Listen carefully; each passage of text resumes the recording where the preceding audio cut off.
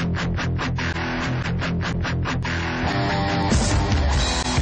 are you doing, sir? I'm doing pretty good. I'm doing greatly. Okay. I'm sort of worried that I expect Moneyball to be the big movie this weekend, but I'm sort of afraid that Taylor Lautner's Abduction fan base will come out in droves. They have discretionary money, very little common sense. That's true. It's a dangerous combination when you're dealing with a film. Well, really, I mean, Lautner obviously has a little bit of a fan base, but if you're really worried about Abduction, I mean, the Singleton fans, man, like JohnSingleton.org, they have been pushing hard for weeks, and they're going to come out. You know how some talented filmmakers are like, I'll do one for me, and then one for the studios. John Singleton got his one for him out of the gate with his first movie, and has taken massive shits on America ever since. So 1 for me, 10 for them. 1 for me, 10 for Satan. Basically, he's become this faceless automaton behind the camera. That's not the law-abiding citizen. No, that was F. Gary Gray. Way to mix up your black people, you racist son of a bitch. John Singleton. Let's just assume he is a director for hire and nothing else. Let's not expect anything from him. But for Taylor Lautner, which can you imagine if he was throwing his weight around on set? Like John Singleton's, he's got Tyler or Taylor? Taylor. Some idiot. He's got this little asshole walking around the set, throwing his weight around. His writer includes what? Nintendo? If Moneyball doesn't win the weekend and somehow Abduction generates even a modicum of box office, can we say that it might be time to find a different passion? I think so. Maybe we should go into like it's quite possible origami or knitting, gay sex, just anything that's not loving movies. In that order. Yeah. Let's do all those things in that order. If Abduction's not the worst movie of the year, I'll be horribly disappointed. Like watching the clips from the Twilight movies or watching clips from this, it's really as if a placebo for an actor exists in the frame. Almost like he's previs, like they prevised him. Yeah, he's a fucking maquette.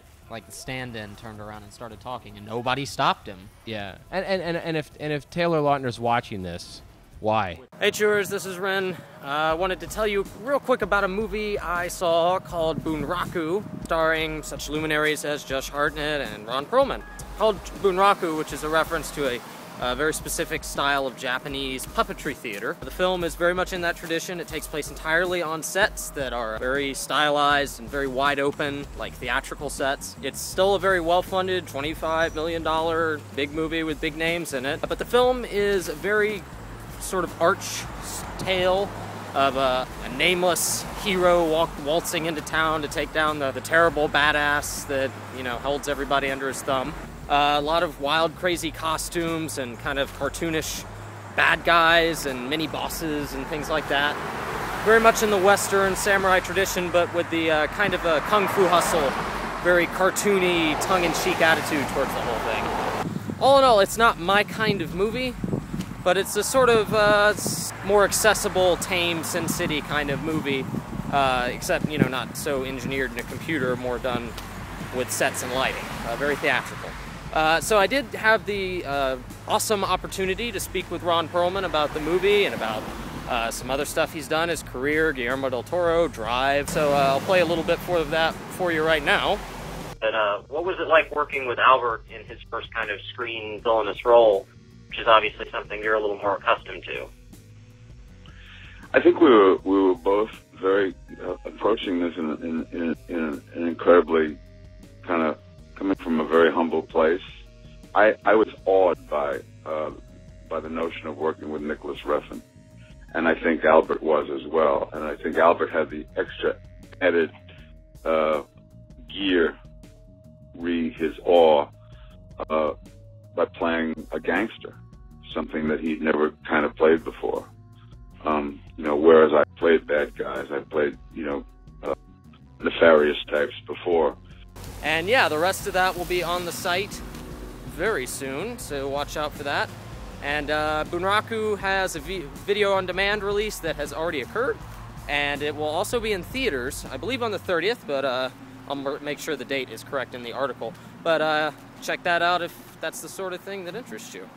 Cheers. So I spoke last week about Moneyball. I liked it quite a bit. It wasn't the baseball movie I had hoped. I put my review up this week. If you haven't seen it, click here. Renn will probably forget to do this. I can't link outside of YouTube. On YouTube. I can link to your previous discussion about it. So I talked about Moneyball. And Renn has seen the movie as well. And I did. Me being a big baseball guy who's read the book many times, and Renn being a non-baseball guy who has never read the book, what did you take from the movie? I really enjoyed it. I liked it a lot. I think. Good. All right. So Killer Elite.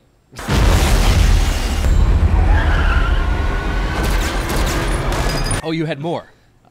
Yeah, continue. No, I thought Brad Pitt was really great. I think individual scenes are just killer. Sorkin and how do you say? Steve Zalen. Zalen. Zion. Hear me, Zion. Sorkin and Xylophone wrote some really crackerjack scenes, dude. Is that a racial thing? Or? It is. The movie as a whole, as a big picture, works really well. I feel like the movie, if you start breaking it down into acts or like chunks, is a little weird. It's very staccato in terms of its structure. It shifts between what it's interested in. If it's interested in characterizing Billy Beane or digging into the statistics, it kind of shifts back and forth. But overall, it works.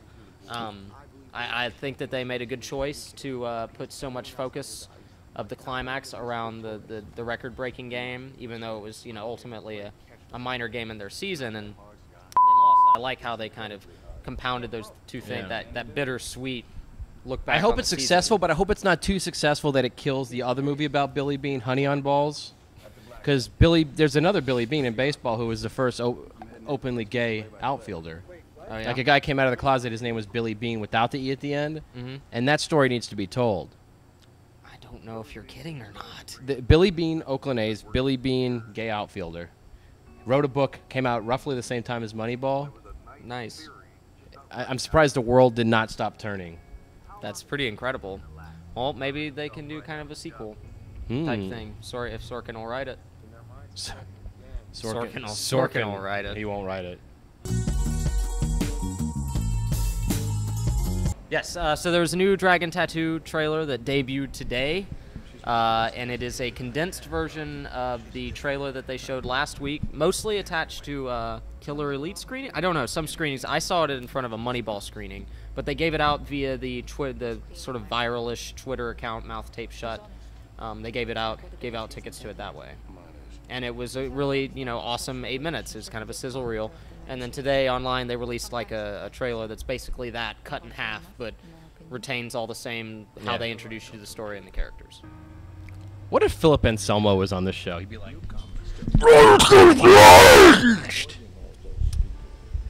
I think it looks fine. I think it looks like a thriller. Yeah, it looks. I mean, if it wasn't Fincher and the cast he's got, yeah, I'm lost. But I'm kind of biased against those books. I understand people who have seen the movies or or read the books or who have any familiar with the franchise are kind of on it because it just looks like the Swedish movie with a better, set of people behind it. And to me, I think that's true. Like I haven't seen the original films, but I watched the trailers and I completely understand that.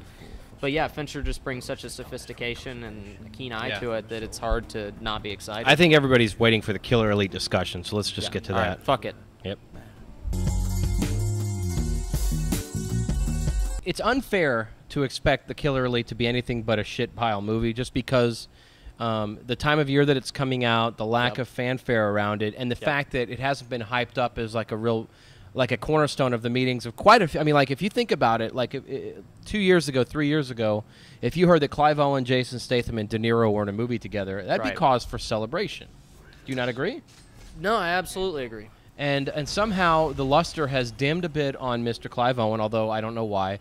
Jason Statham has more than worn out his welcome in terms of these action films he's dishing out, and De Niro has comedied himself into a place that very little of his class is still intact, with the general public. I mean, no tainting of his earlier work, but it just doesn't carry as much weight when he's in a film. So it's unfair to go into Killer Elite expecting much, but I still felt a little underwhelmed because there is the seeds of a pretty good movie there. Yeah. I don't know. Like, I feel like when we were talking about The Mechanic, one of the things we mentioned is that, if Statham just did a really solid, fun action movie every year, that we would be okay with that. And I still kind of feel that way. But yet, when I saw the trailer for this, contrary to The Mechanic, which I enjoyed. I like The Mechanic fine, but he also did Blitz, which I saw this past week. No, that's true. I mean, he doesn't do just one decent film a year. He does everything. Like, he's in like 3, 2, 4, whatever, it just bounces around. And some of them don't necessarily get theatrical release here in the States, but he's a very busy guy, and you can't fault him for that. He's trying to have a career. Yeah. But how many know, times do we have to see this incarnation of Jason Statham? Yeah, and this trailer, something about it really turned me off. It just seems so flat and ugly and kind of slow and boring. Are we talking about Numi Rapace or the trailer? Numi's Rapusi? But, flat. But even, you know, the movie was better than that. It was better than I was expecting because I was really almost dreading watching it. But it was still very standard and but the thing I thought was weird is that it had the feeling of trying to be like a really intense spy novel or like a really intense, you know, kind of cat and mouse game between this, you know, Illuminati spy organization and, you know, this involving De Niro but it still felt De Niro's like in 15 minutes of the movie at best. Yeah. And that's not a spoiler or anything. It's just the way that they it's just structured his character being captured is the thrust of why Jason Statham is going on this mission. And it's weird. It's like this movie is like a retarded brother of like Munich and Shooter and, you know, a few other flicks, right, to where you see the seeds for it. It's based on a spy novel, like a pulpy spy novel, and it's got right, that literary backdrop, and it's got a nice real world kind of parallel in some of the stuff that's happened in the 80s. It's a period movie taking place around 1983, 4, whatever. Yeah. Shitty hair. So, you know, there's the seeds for that. But Statham has got one dimension as an actor, and it's a shame because if you watch, I recently rewatched Lock, Stock, and Snatch, and he's got so much energy and so much life. And De Niro in this movie, he's fine actually. He does a decent job with a very poorly written role. But you're like, God, this could have been really good. I mean, Clive Owen tries his damnedest. I enjoyed Clive Owen a lot. Yeah, like, he was a standout to me. He really stuck out. Dominic Purcell, who I don't like, is actually kind of fun in this. He's kind of playing like an Eric Bana. Yeah, he probably brings the most life. Yeah, his sideburns do a lot of the work for him. But it's an interesting, you know, there's meaty chops. He's got meaty ass chops, and I'm gonna give you a spoiler. He may not survive. Maybe not. But it's ambiguous. It's a fun enough movie, but it's like, you know, there was a time, like if you think about how it was when Pacino and De Niro shared the screen in Heat, while this has none of that wattage, there is the interesting marriage of acting styles, of talents, and of generations in terms of the kind of stuff that we're seeing here. It could have been almost like a torch being passed in some respects, right, but instead it was just wind being passed.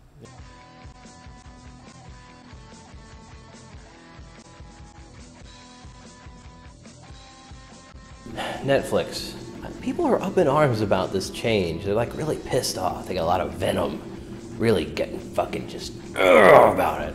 And it's surprising because Netflix is a company that's dealing in a very competitive market, a very fluctuating market, a market that they helped create, and they're changing. They're adapting. They're trying to make it work. They're trying to stay up with the times. And people are just going bat ass. It's like, calm down, people. Netflix isn't here for you. It's a company. They're trying to survive. They're dealing with a variety of obstacles you have no idea about. I have no idea about. You know, you don't know what their costs are. You don't know what their structure is. You don't know what who they have to answer to, or whatever. So, deal with it. Adjust. Just like when Facebook changes its layout. The problem isn't the fact that they're changing. It's the fact that you've gotten so much a slave to their system that any changes they make somehow affect you at your core. That's not their problem. That is your problem. Calm the fuck down. Fuck this, man. Fuck this. Now, I'm asking, we're sitting here, just two guys at a bar. Yep. If we had been chosen to be the killer elite, I think we'd have been great. would we have done a good job? I don't know. So how would this work out? Would you be captured and I have to go do things, or would you Is that because I'm old, old and ruined? But would you be the one going after, and I'd be, you know, Clive Owen trying to take you down, or vice versa? First of all, you would be in a deep sea submersible, and you get a piece of mail somehow delivered to you. And yes, I've been captured because I did a bad thing to a boy, and and so you have to come. I thought we were talking about a hypothetical situation. No, I'm talking about last Wednesday. Talking about yesterday. So I think that'd be pretty interesting.